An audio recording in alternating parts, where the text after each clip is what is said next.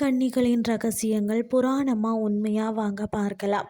கடல் கன்னி என்பது பாதி மனித உடலும் பாதி மீன் உடலும் கொண்ட ஒரு அரிதான பெண் உயிரினமாகும். கடல் கன்னிகளை பற்றிய கதைகள் பண்டைய அசிரியா கிறிஸ்துக்கு முன் 1000 வரையிலான மிக பழமையான வரலாற்று கொண்டிருக்கிறது.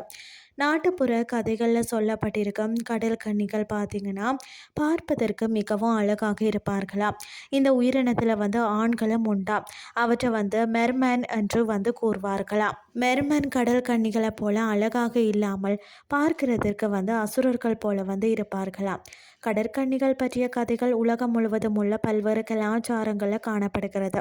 ஐரோப்பா, சீனா, இந்தியா ஆகிய நாடுகளில் புராண கதைகளில் காணப்படுகிறது. ராமாயணத்தில் பார்த்தீங்கன்னா கடல் கன்னியை பற்றிய குறிப்புகள் இருக்கிறது. என்னென்னு சொல்லி பார்த்தீங்கன்னா ராவணனின் மகளான ஸ்வர்ணமசையா எனும் கடல் கன்னி ஹனுமனை பாலம் கட்ட விடாமல் தடுத்ததாக சொல்லப்படுகிறது.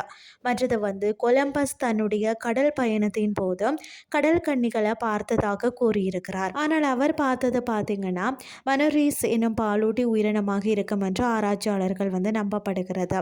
மெர்மெய்டிங் என்ற பொழுதுபோக்கு கலை வடிவம் அல்லது தொழில்முறையாக கூட மீன்வாளுடைய ஆடை அணிந்து நீச்சல் செய்கின்றனர். கடல் கன்னிகளை பற்றிய கான்ஸ் கிறிஸ்டியன் ஆண்டர்சனின் தி லிட்டில் மெர்மெய்ட் என்ற கதை மிகவும் பிரபலமாகும். கடல் கன்னிகள் கெட்ட சகுனமாக கருதப்படுகிறதா.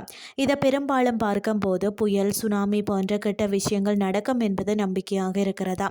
கடற்கன்னிகள் இசையை விரும்புவார்கள் என்றும் இவர்கள் மந்திரம் மற்றும் தீர்க்க தரிசன சக்தியை கொண்டிருப்பார்கள் என்றும் சொல்லப்படுகிறது.